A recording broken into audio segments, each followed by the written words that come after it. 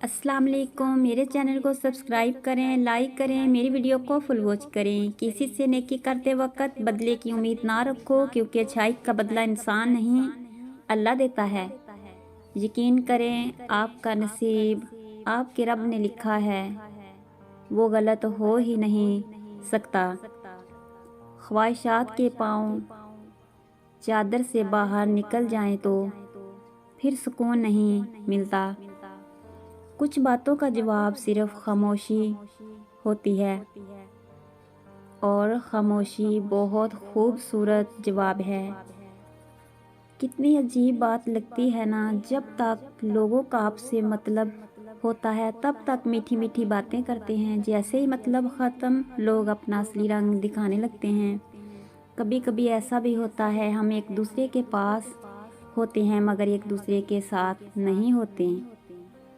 जब इंसान अपने रब पर इस कदर भरोसा कर लेता है कि इसके अलावा कोई भी उसकी ज़रूरत पूरी करने वाला नहीं, तो अल्लाह भी अपने बंदे को मायूस नहीं लौटाता।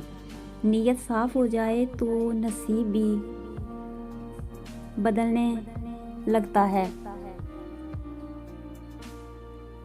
इल्म एक दरख्त है, अल्फाज इसके पत्ते और अमल इसका फल है।